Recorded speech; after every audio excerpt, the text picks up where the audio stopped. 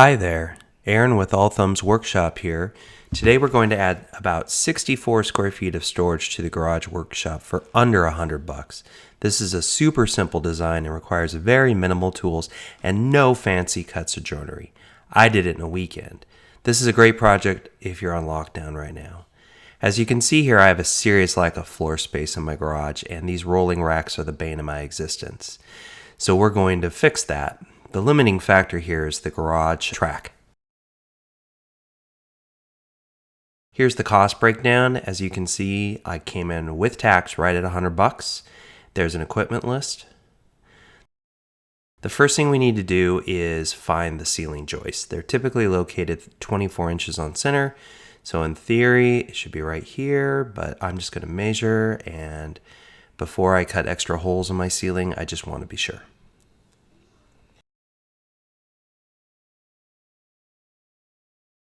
Here I am making sort of an exploratory hole with the screwdriver just to make sure that I'm on the stud. Now that I know that I am on the joist, I'm going to cut right to the left and right of it so that I can only cut one hole in the ceiling.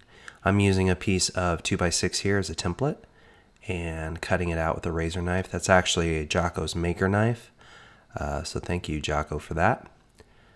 So just a little exploratory hole to make really sure I'm lined up, and then go ahead and just trim it to size. Looking pretty good.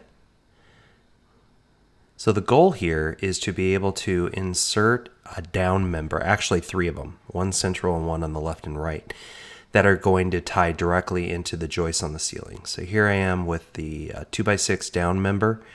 This one happened to be about 26 inches or so, just enough so that I could tie it into that ceiling joist with a whole bunch of 3-inch screws.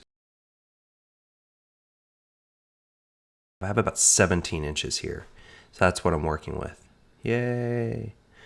So I just got a new camera, so I'm excited.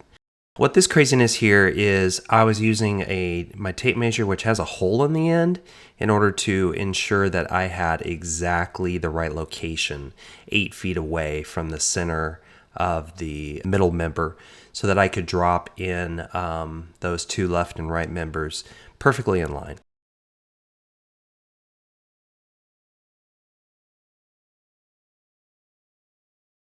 I'm using a Craig cross-cutting sled there. I do not recommend it. I do not like it. It was like $150, and although it is better than the one that your saw comes with, I do not recommend this jig. I think I'm going to upgrade to the Incra jig going forward.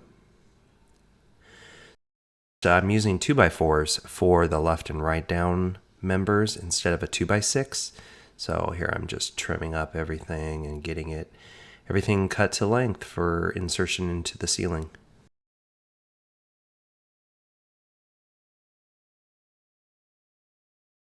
If you don't have a pocket hole jig, let me tell you, you're missing out.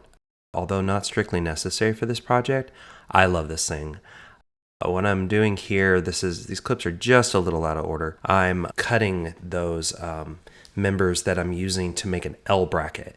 So connecting from the back wall to the down member is that piece right there that you see.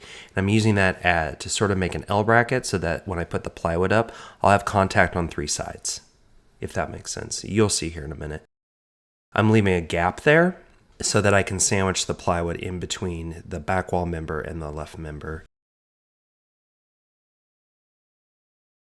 Now, I ran into a problem here. The track angles, and it's actually right in the middle of where I would put my L bracket for the center. So how would you solve this? Go ahead and leave a comment down below.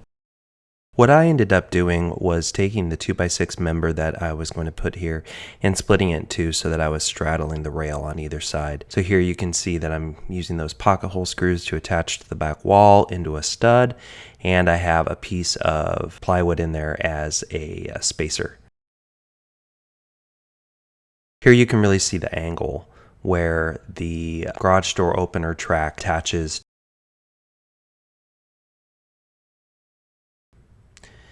Been trying to resist the urge to overbuild during this whole situation, and I just sort of gave in here. So we're going to put a few little triangle gussets in just for a little extra strength. There we go. That's your home now. All right, so here you can see the plywood up. I had to get my wife to help me, and we're attached with just some screws and a few clamps in a couple of places. That dip is killing me in the middle, so I'm going to make a plate for the front lip. So here I am with just a piece of 2x4 that I cut a rabbet in. Nothing crazy or scientific here. If you don't have a table saw, then you can do this with a circular saw, or you can just attach the entire 2x4 to the underside of the sheet of plywood without needing to make the rabbet. But there I am attaching it and getting it nice and flush. Next, and I apologize for the backlighting here. I know that it's getting blown out by that LED. What I wanted to do here was put some eye bolts and some cable in the middle so that I could adjust that droop and also just have a little visual element that's a little different. So here I'm using a socket extension to just drive that eye bolt into the ceiling joist. It's massively oversized. It's like almost a 5-inch screw. I don't intend to put that much weight up here, but the hardware looked appropriate. Here I am cutting the cable. This is the vinyl coated cable, and I have this little drill press vise that I just used to hold the cable so I could go to town with a hacksaw, and it took about 30 seconds to cut this once I figured out how to hold it. No big deal. Yay! This part is where you really wish you had a third hand or something. Here I'm trying to attach hold downs where it's sort of like a miniature U-bolt. If you've ever looked at one on the underneath of your pickup truck, then you know what I'm talking about. But there it was just really annoying to attach. This is sped up like 12 times, and you can still see that I was doing it for about 15 minutes here. It was pretty ridiculous. There I'm just using a pair of pliers to tension it, putting on them both, and then you have to go around and tighten and tighten and tighten and tighten. This was really annoying, and to be quite honest, I wouldn't do it again, even though it looks very nice and it allowed me for adjustability. And now we're basically done. The last thing I'm going to do is make that little parallelogram sort of S piece there. Purely cosmetic. This step is completely skippable. I just thought that it needed a little bit more flow because flow in your garage is very important.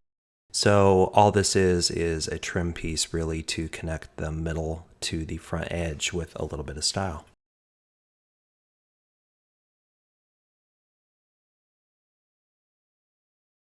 Now we're done. You can adjust the tension on that center cable from the underside just by tightening this nut right here, and that allows you to remove any dip or sag once you load up the shelf. So once again, this whole project was $100.